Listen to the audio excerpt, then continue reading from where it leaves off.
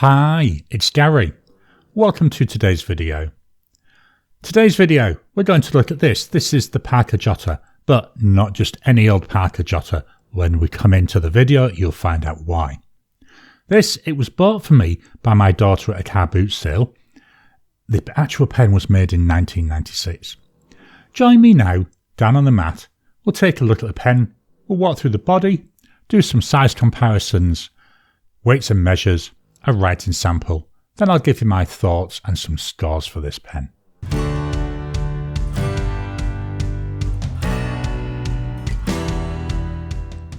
Welcome down to the table.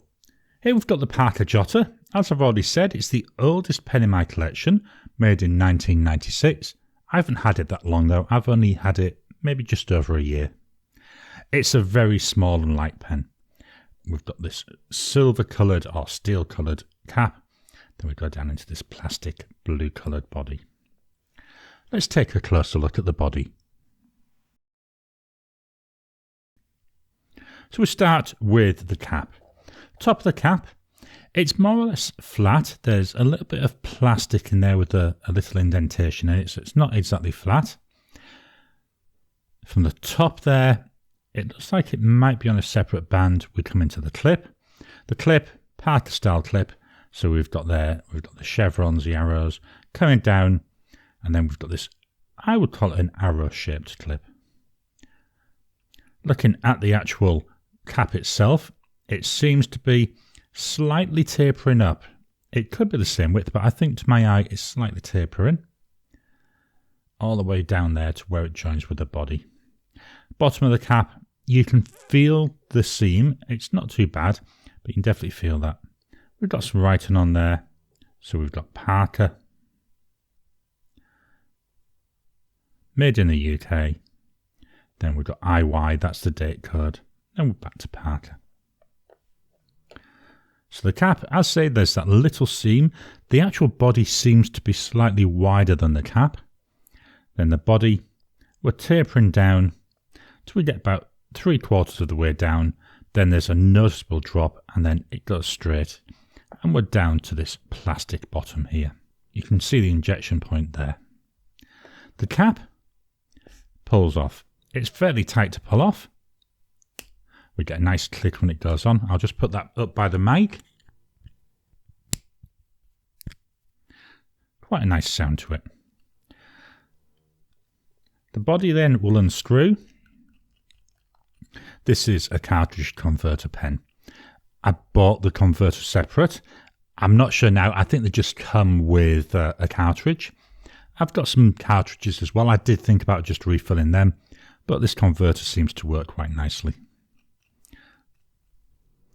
We've got just a plain black section there, and then that reveals the nib. The nib on here isn't the one that came with the pen. It did have a Parker nib on it when I got the pen. It came from a car boot sale about a year ago. The nib on it, it was a Parker nib. I felt it was a bit scratchy. It was a medium nib, so it wasn't too bad, but it did feel scratchy when I was using it. What I did is I went and I thought, well, let's give the pen a good clean. This was after I'd had my first load of ink in it. So I pulled out the nib and feed. The idea being I'll put it through my ultrasonic cleaner, give it a really good deep clean. Problem was the nib is so small, it actually went down the plug hole, so I lost the nib. Yes, I know I could have disassembled the whole thing, but considering the pen, it was about $2. It was really cheap. I didn't really see the point in that. What I did have was a Colt Pens Mini. It's even smaller than this. And on there was a Kaweco extra broad or double broad nib. So I thought, that nib looks very similar in size. Let's try it. So popped the nib on, perfect fit. So it seems to be writing and working really well. Let's swap over and we'll do some size comparisons. Here's my standard size comparisons. Pilot Metropolitan and Lamy Safari. Doesn't it look small compared to these? And I often think that these pens look small. And look how thin it is as well. Definitely can notice that. Let's take the caps off and look at it unposted. Unposted, I've got to be honest, I think it looks even thinner. I know it's just psychological, but it seems really thin compared to the other two. Nib-wise, we've got a number 5 nib there, which is on the Pilot. That's Pilot number 5. We've got the Lamy nib, and even here the Kaweco nib looks minute compared to both of those. Does the pen post? Let's take a look. You know, in the hand it's actually not too bad, and I do tend to use this unposted. Very thin. You do notice that when you're writing. The cap posts nice and securely. Feels really nice. Doesn't actually feel overly back heavy. You know the weight's there, but my tendency, same with virtually all my pens, I use it unposted. Let's take a look at all 3 pens posted. With the pens posted, it still looks teeny weeny, doesn't it? It still looks very small. I say it's actually not too bad, you know, but even against these two, it looks quite small. Let's swap over and we'll look at some pens that are in roughly the same price range. The pens that I brought in a Delight New Moon 2. When I bought this, it was 18 Aussie dollars. I think it's more than that now. We've got the Parker Jotter. This was only like $2 or $3 when it was bought. It was actually bought in the UK, so I'm not 100% certain exactly how much it was in Aussie dollars. I'm calling it $3. To buy it brand new, about $20. Then I've also brought in the Hongdian 525, 23 Aussie dollars. So all 3 pens, if buying them brand new, roughly the same range. Nib wise, they're all small nibs, but even on here, that Parker, that Kaweco nib, does still look quite small. Let's look at them unposted. Unposted, all 3 pens getting quite close in terms of the length. Yes, the Jotter still ever so slightly shorter, but not by that much. I've already pointed out the nibs. I've got to be honest, in this view, the nib looks even smaller. I say it could be a psychological thing, just the way I'm looking at it, but it does look a lot smaller to me. Finally, we'll pop the caps back on. With the caps on, even now that Jotter still looks on the small side. Do quite like though the way it looks. I know it's very, very plain, but it's one of these pens I'm quite happy taking with me out because it looks plain, but it's really utilitarian and it's handy to carry. Let's swap on over and fetch in the rule of measuring. Here's the rule of measuring. Let's fetch in the pen. So with the cap on it, that comes in at 12.4 centimetres. Unposted, that's 11.7 centimetres. Posted, here we come in at 13.9 centimetres. The width of the body, here at its widest, that's 1 centimetre. The width of the cap, again at its widest down here, 1 centimetre. The section, that goes from 0.7 up to 0.9 centimetres. Very thin. Let's swap on over and we'll fetch in the scales of weighing. Here's the scales of weighing. Full pen, 12 grams, very light. I said that earlier. You can hardly feel the pen. The body, this is with a little bit of ink in it, 6 grams. The cap, 5 grams.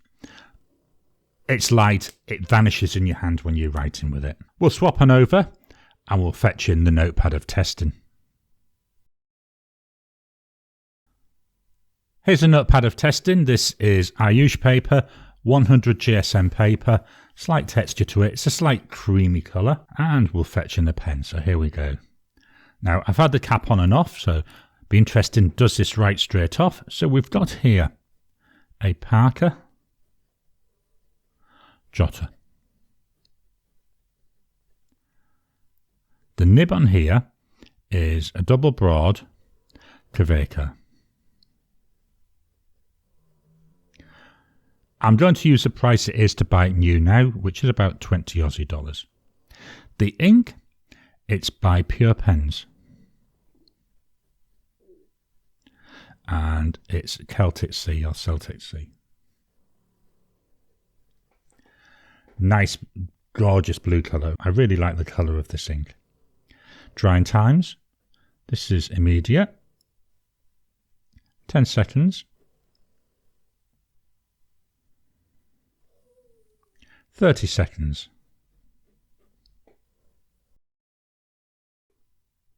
One minute.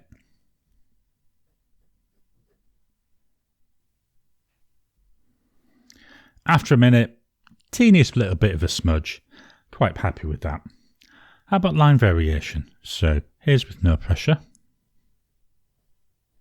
Here's with some added pressure. Yeah, slightly wider line there. So no pressure, with, none, with, none, with. It's a small steel nib. I'm not expecting any line variation. Going to move the mic down to the page and write a sentence.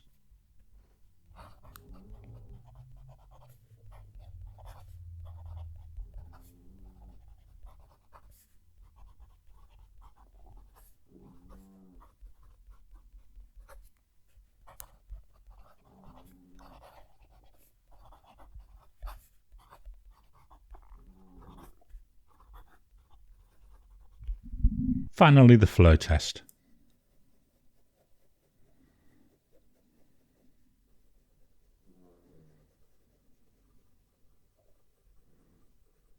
That keeps up really well. Had no issues writing with this pen, certainly since I put this double broad nib on it.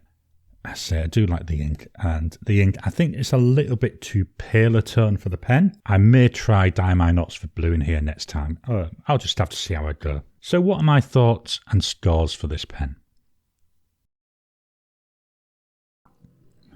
Just dropping in to interrupt your regular programming. Would you like to help support the channel?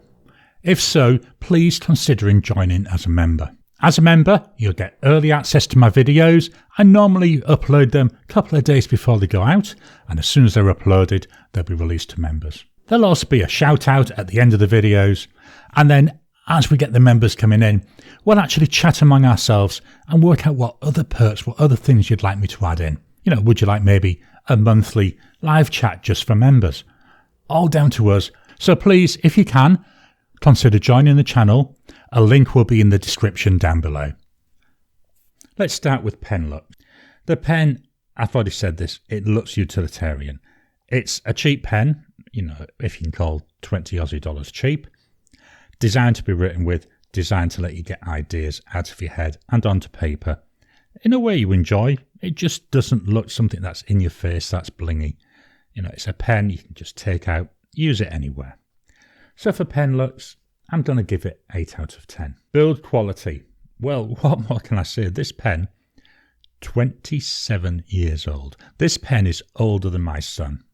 Not by much, but older. It's nice. It's well built. It's well made. Everything about it is solid. It feels light. It does feel flimsy, but, you know, look at it. It's still going strong. So I'm going to give that an 8 out of 10. Writing experience. Let me fetch in the Tomoe River paper. This is 52 GSM Tomoe River paper. You know, even on here, it looks really nice. I see a bit more shading coming through in here. You know, it looks even like the teeniest little bit of a red sheen, but that could just be wishful thinking. Writes very nicely. It's very smooth, as you heard. I know I said about the nib that it came with, the medium nib, it did feel a bit scratchy. You know, 27, oh well, then it was 26 years old. What do you expect? It still wrote. It still wrote well. I'm actually glad I had that little accident. It's one of those little accidents which makes you happy, because with this double broad nib, absolutely love it. It's a lovely combo. It works really well. As I say, I need to try some darker inks, but with these pale inks, I think it writes so nicely. So for writing experience, I'm going to give it a 9 out of 10. Ink flow, again, we've just seen on the Tomoe River, no problems with ink flow, as we've seen here. Keeps up well. You know, even with the writing here, I'd had the cap on and off the nib. No drying out.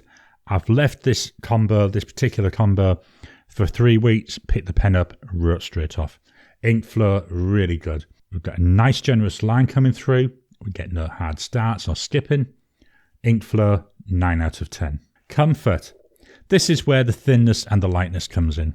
It is, really is too thin for me. You can see my fingers there squashing together. It just feels like everything's squashed. It's very light. Yes, it disappears into your hand because it is light. It's long enough to use. I say it just feels a little bit on the thin side. So for me, that does affect it. So I'm going to give that a 7 out of 10. Value for money. Well, if I base it on what was paid for this pen, it's awesome value. If I based it on what you would pay if you were to buy one new, guess what? It's awesome value. 20 Aussie dollars roughly. It works well, it lasts well, it's good quality. Nice line, nice writing, it's consistent. Would I have bought this if it wasn't from a car boot sale? Absolutely not. I would never have, to be honest, even thought about it. Wish I had, because I think if I'd have bought one of these as a starter pen, I'd have been extremely pleased. So value for money, 8 out of 10. That means the total score for the Parker Jotter with the double broad Kaweco Nib and Pure Pens Celtic Sea is 8.17 out of 10. I hope you've enjoyed today's video. What's the oldest pen in your collection? What's the pen that was a bargain from a car boot sale or from a rummage sale or something like that? Have you had to do any work? Have you, like I did, changed the nib? Please drop a comment down below. Let's kickstart the conversation. Please hit the thumbs up button. Every time you like, every time you comment, just helps with the YouTube algorithm. If you haven't already, please subscribe to my channel so that you can get new videos as I release them. I'll talk to you again soon.